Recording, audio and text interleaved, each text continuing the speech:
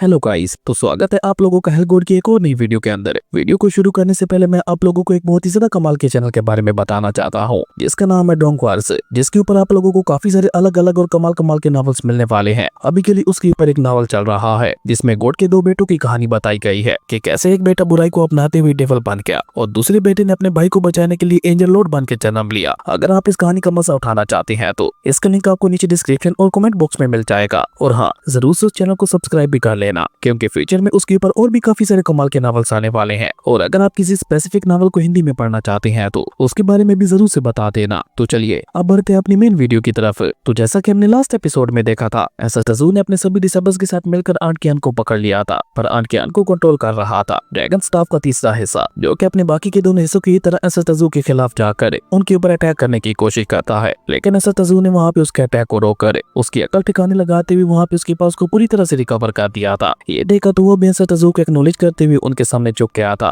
और अब क्योंकि ड्रैगन स्टाफ के तीनों हिस्से मिल चुके थे, तो इसलिए ऐसा तजू उनके मास्टर ली की तलाश में निकल जाते हैं, जिसे ढूंढते हुए वो लोग एक रिफाइनमेंट हॉल के अंदर पहुंच चुके थे, जहाँ पे उन्हें काफी सारे ब्लैक स्मिथ दिखाई देते हैं, जो कि एक प्लेटफॉर्म के ऊपर खड़े होकर वहाँ पे रिफाइनिंग कर रहे थे। लेकिन उनमें से कोई भी ड्रैगन स्टाफ का मास्टर नहीं था। जिसके बाद यहीं से हमारे नेक्स्ट एपिसोड की शुरुआत होती है। तो इस एपिसोड की शुरुआत में भी हमें उसी रिफाइनमेंट हॉल का ही सीन दिखाया जाता है, जहाँ पे उन ब्लैक स्मिथ का लीडर आगे बढ़कर ऐसा तजू और उनके डिसेबल्स को देखते हुए कहता है, भाई लोग, तुम लोगों को देखते हुए ऐसा लग रहा है कि तुम लोग कहीं बाहर से यहाँ पे आए हो। मैंने ठीक कहा ना? उस ब्लैक स्मिथ की ये बात सुनकर हम देखते हैं कि ऐसा तजू के बजाय लिंगू अपने वेपन को बाहर निकालकर उसे वहाँ पे पॉइंट करते हुए उस ब्लैक स्मिथ से कहता है, तुम्हें नहीं लगता कि तुम्हें यहाँ पे सवाल करने से पहले अपने बारे में हमें बताना चाहिए? लिंगू की ये बात सुनकर वो ब्लैक स्मिथ वहाँ पे एक लंबी सांस छोड़ते हुए उससे कहता है, हमारे पास बताने जैसा है ही क्या? जैसा कि तुम लोग देख सकते हो, हम लोग हमेशा हमेशा के लिए इस सेल के अंदर ट्रैप होकर रह गए हैं, जहाँ पे चारों तरफ लावा ही लावा मौजूद है। अब इस लावा की वजह से हम यहाँ से बाहर भी नहीं निकल सकते। लेकिन हम लोगों ने खुद को बिजी रखने के लिए एक रास्ता ढूंढ निकाला। ये लावा मैजिक वेपन्स को बनाने के लिए काफी अच्छा है, इसलिए हम लोग यहाँ पे इस लावा का इस्तेमाल करते हुए अलग अलग आर्टिफैक्ट्स को रिफाइन करते हैं। पर आप लोगों को देखते हुए मुझे ऐसा लग रहा है कि आप सभी लोग इस स्पेस को ब्रेक थ्रू करते हुए यहाँ पे आ पहुंचे हो। अगर वाकई आप सभी लोग बाहर से आए हो तो आप लोगों को इस शराबित जगह से बाहर निकलने का रास्ता भी पता होगा। ये कहते कहते ही वो ब्लैक स्मिथ वहाँ पे काफी ज्यादा एक्साइटेड हो गया था। वो एक्साइटेड होकर ऐसा तजू और उनके डिसेबल से सवाल करते हुए पूछता है, बताइए, क्या आप लोगों को यहाँ से बाहर निकलने का रास्ता पता है? और ये कहते कहते वो ब्लैक स्मिथ वहाँ पे इतना ज्यादा फ्रस्ट्रेट हो गया था कि वो किसी के जवाब का इंतजार ही नहीं कर पाता और खुद ही चिल्लाते हुए कहने लगा था, तुम लोगों को यहाँ से बाहर निकलने का रास्ता पता है ना? बताओ भी, आखिर तुम लोग यहाँ पे किस बात का इंतजार कर रहे हो? जबकि पीछे की तरफ हम देखते हैं कि स्पिरिट ड्रैगन ने उस आखिरी वाले ब्लैक स्मिथ को भी छोड़ते हुए कहता है, इनमें से तो कोई भी हमारा मास्टर नहीं है। जबकि सामने की तरफ वो लीडर वहाँ पे गुस्सा होते हुए तजू और बाकी सभी से कहता है, यहाँ पे पिछले हजारों सालों से ना तो बारिश हो पाई है और ना ही कुछ चुका है। हम लोग यहाँ पे इन आग के पत्थरों को खा खा के सर्वाइव कर रहे हैं। असली खाना क्या होता है उसके बारे में तो हम सभी लोग भूल ही चुके हैं। अब तुम लोगों को समझ आ ही गई होगी कि हम लोग यहाँ पे किस तरह की शराबित जिंदगी गुजार रहे हैं। पर अब बस बहुत हुआ। और ये कहकर वो वहाँ पे उस फायर स्टोन को नीचे जमीन पे फेंकते हुए कहता है, मैं अब इस शराबित जिंदगी से तंग आ चुका हूँ। जबकि पीछे की तरफ हम देखते हैं कि उसके एक और साथी भी वहाँ पे फ्रस्ट्रेट होते हुए कहता है, मैं इस घटिया जगह पे एक सेकंड के लिए भी और नहीं रुकना चाहता, प्लीज मुझे बाहर निकालो यहाँ से। अपने साथी की ऐसी हालत देखकर वो लीडर वहाँ पे ऐसा तजू और बाकी सभी से कहता है, देखा आप सभी ने, हम लोग यहाँ पे कैसी बेकार जिंदगी गुजार रहे हैं। हम लोगों को तो ये भी नहीं पता कि हम लोगों ने गुनाह क्या किया था, जिसकी सजा में हमें यहाँ पे ट्रैप कर दिया गया। पर आप सभी लोग हमारे लिए एक नई उम्मीद बनकर आए हो, क्योंकि हम लोगों ने पिछले लाखों सालों से यहाँ पे किसी भी आउटसाइडर को नहीं आते हुए देखा। पर अगर आप यहाँ पे आए हो तो इसका मतलब है कि जरूर से आपको यहाँ से बाहर निकलने का रास्ता भी पता होगा। उस लीडर की ये बात सुनकर लिंगयू आगे बढ़कर वहाँ पे मुस्कुराते हुए उससे कहती है, हम लोग यहाँ पे तुम्हारी मदद करें, ऐसी तो हम लोगों ने कोई भी बात नहीं की। पर हाँ, अगर तुम लोग हमें यहाँ पे कुछ बता देते हो तो उसके बदले में हम लोग जरूर से तुम्हारी मदद कर सकते हैं। निंगयू की ये बात सुनकर हम देखते हैं कि उस लीडर के साथ साथ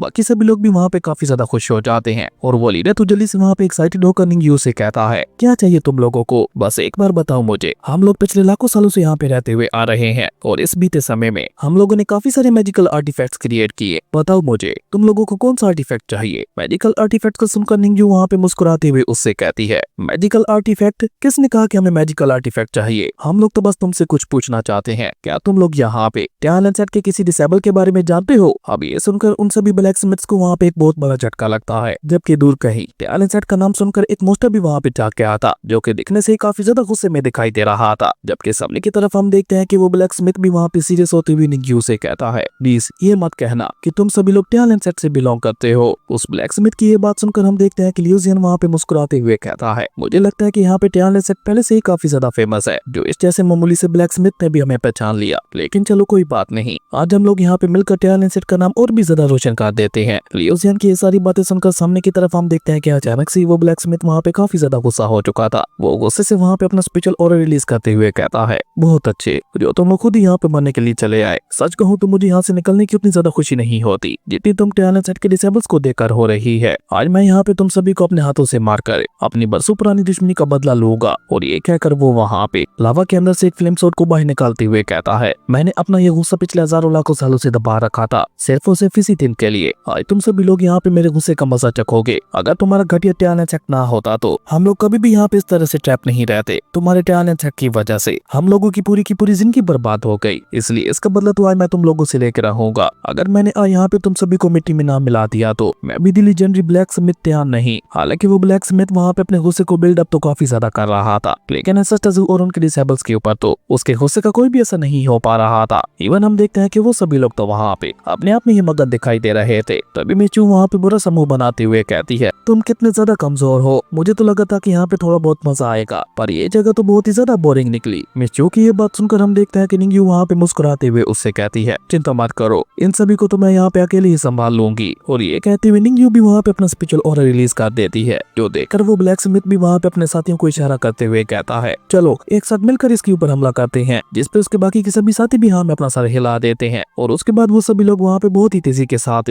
निंग्यू के ऊपर हमला करने के लिए आगे बढ़ते हैं। जबकि पीछे की तरफ हम देखते हैं कि ऐसा टजू को अचानक से ही वहाँ पे किसी का स्पिरिचुअल ऑरा महसूस होता है, जो देखकर ऐसा टजू के फेस के ऊपर एक स्माइल आ चुकी थी। और तब तक हम देखते हैं कि सामने की तरफ वो ब्लैक स्मिथ वहाँ पे निंग्यू के ऊपर हमला करने के लिए उसके पास पहुंच चुके थे, जो देखकर जैसे निंग्यू वहाँ पे उनके ऊपर काउंटर अटैक करने की कोशिश करती है तो ऐसा टजू वहाँ पे उसे कॉल टून में आवाज देकर वहीं पे रोक देते हैं, जो देखकर तो निंग्यू को भी वहाँ पे समझ नहीं आती कि आखिर ऐसा टजू ने उसे रुकने के लिए क्यों बोला। पर इसका जवाब उसे वहाँ पे बहुत जल्द मिल जाता है, क्योंकि जैसे वो ब्लैक स्मिथ वहाँ पे उसके ऊपर हमला करने के लिए उसके पास पहुंचते हैं तो अचानक से वहाँ पे आसपास का सारा लावा वहाँ पे शुरू हो गया था, जो कि उन सभी ब्लैक स्मिथ के ऊपर हमला करते हुए उन सभी को उठाकर वहाँ पे पीछे की तरफ फेंक देता है। जो देखकर तो वो सभी ब्लैक स्मिथ भी काफी ज्यादा परेशान हो चुके थे। और उनमें से एक ब्लैक स्मिथ वहाँ पे डरते हुए कहता है, बॉस ये मोस्टर बाहर कैसे आ गया। जिस पर उनका लीडर भी वहाँ पे सीरियस होते हुए अपने साथियों से कहता है, अब ये सब सोचने का समय नहीं है, जल्दी से रीइंफोर्समेंट सील को दोबारा से एक्टिवेट करने की कोशिश करो। अपने लीडर की ये बात सुनकर हम देखते हैं कि वो सभी ब्लैक स्मिथ वहाँ पे अपनी अपनी स्पिरिचुअल पावर को एक्टिवेट करते हुए उस सील को दोबारा से बनाने की कोशिश करने लगे थे, जिसके चलते हम देखते हैं कि ऊपर आसमान में एक बहुत बड़ी सील फॉर्मेशन बन जाती है। लेकिन हम देखते हैं कि वो सील फॉर्मेशन भी वहाँ पे पूरी तरह से अपना काम नहीं कर पा रही थी, क्योंकि धीरे धीरे वहाँ पे लावा के अंदर से वो खतरनाक मोस्टर निकल कर बाहर आने लगा था। और आज तो उसके ऊपर वो सील फॉर्मेशन भी वहाँ पे काम नहीं कर पा रही थी। वहीं उस मोस्टर को देखकर लिंगू भी वहाँ पे हैरान होते हुए कहता है, क्या ये तो ली चैंग है, पर ये यहाँ पे ऐसी हालत में कैसे। जबकि सामने की तरफ हम देखते हैं कि वो मोस्टर दिखने में एक ड्रैगन हॉर्स की तरह दिखाई दे रहा था, जिसे देखकर ऐसा टजू वहाँ पे गोल टून में कहते हैं ये एक फायर कीलिन है। और तभी सामने की तरफ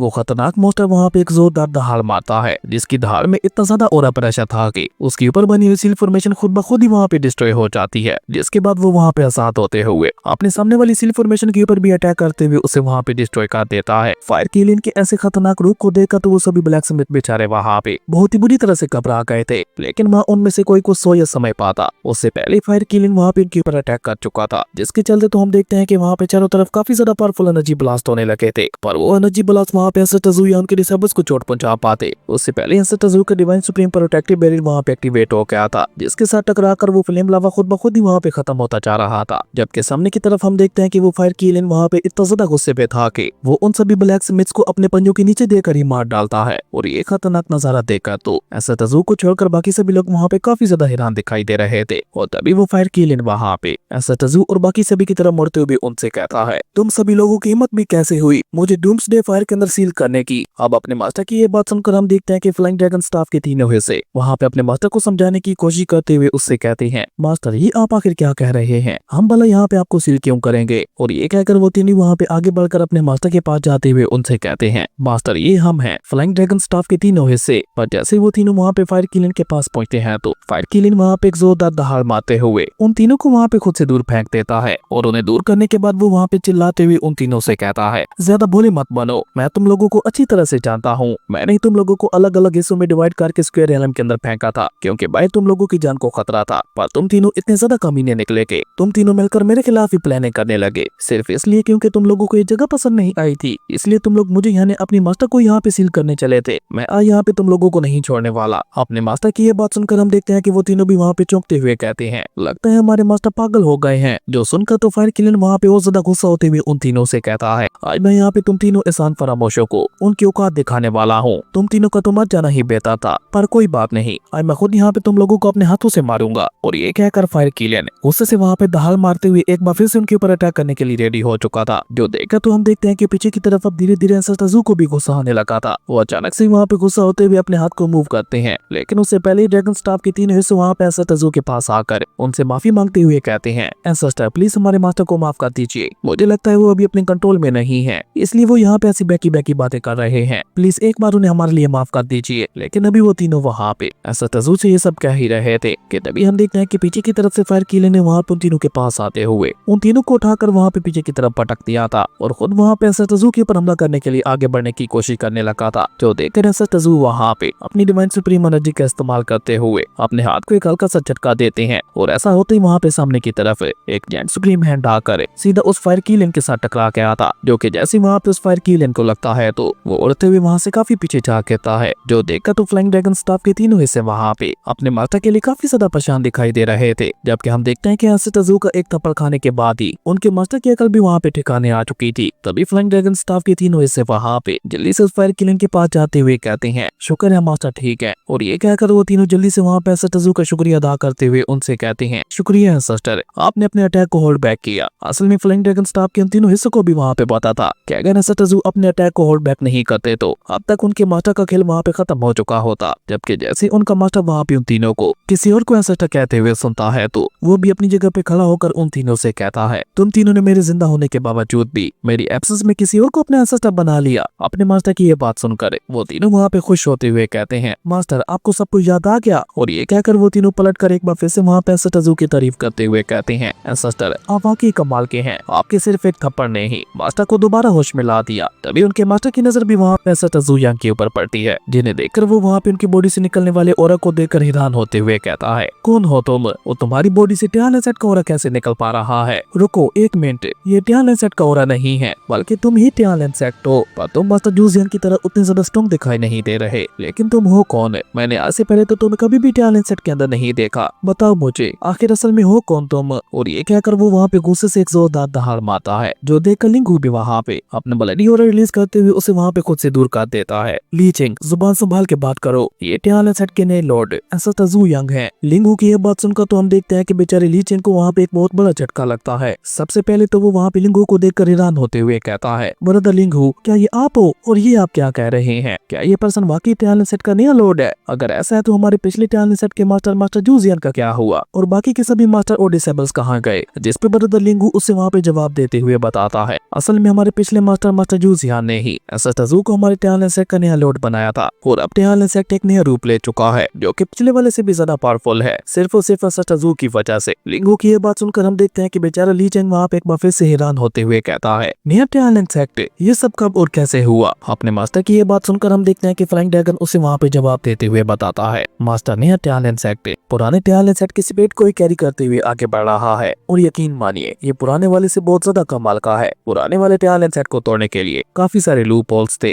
लेकिन नए टियान सेट को कोई चाहकर भी नहीं तोड़ सकता। उन सभी लोगों की ये सारी बातें सुनकर हम देखते हैं कि ली चिंग वहाँ पे एक तंजी स्माइल करते हुए कहता है, तुम सभी लोग बुज़दिल और कमजोर हो, इसलिए तुमने किसी को भी अपना नया मास्टर मान लिया, पर मैं तुम सभी की तरह बुज़दिल नहीं हूँ। मैंने अपने आखिरी दम तक हजारों दुश्मनों का मुकाबला किया, भले ही मैं उसमें अपने टियान सेट को बचा नहीं पाया, लेकिन मैंने अपने घुटने नहीं टेके थे और मुझे वहाँ पे सिर्फ और सिर्फ तुम लोगों की वजह से अपनी हार माननी पड़ी, क्योंकि तुम लोग कमजोर थे और उस बैटल में आखिरी दम तक मेरा साथ नहीं दे पाए। अब अपने मास्टर की ये बात सुनकर तो हम देखते हैं कि वो तीनों भाई वहाँ पे आपस में बातें करते हुए कहते हैं, हम लोग इतने लंबे समय तक मास्टर से नहीं मिले और इस बीच हम लोग भूल ही गए कि हमारे मास्टर कितने ज्यादा अनोइंग है, वो हर समय गुस्से में ही रहते हैं। अब हम तो उस बैटल के अंदर उतनी ही ताकत इस्तेमाल कर सकते थे ना जितनी हमें रिफाइन करते समय दी गई थी। और फ्लाइंग ड्रैगन तो वहाँ पे अपने बाकी दोनों भाइयों के पास आते हुए उनसे कहता है, मास्टर हमें बेकार कह रहे हैं, जबकि उस समय इन्होंने खुद ही हमें पूरी तरह से रिफाइन नहीं किया था। अब फ्लाइंग ड्रैगन की ये बात सुनकर ली चिंग वहाँ पे गुस्से से चिल्लाते हुए कहता है, क्या क्या कहा तुमने? ये सब मेरी गलती की वजह से हुआ, तुम्हारी ऐसा कहने की हिम्मत भी कैसे हुई? जिस पे फ्लाइंग ड्रैगन वहाँ पे जवाब देते हुए अपने मास्टर से कहता है, मैंने ऐसा तो नहीं कहा, मैं तो बस ये कह रहा था कि अगर एंसेस्टर ने हमें उस समय रिफाइन किया होता तो हमें कोई भी आसानी से नहीं तोड़ पाता। वहीं लॉन्गर भी उसकी हाँ में हाँ मिलाते हुए कहता, बड़े भाई तुमने बिल्कुल ठीक कहा,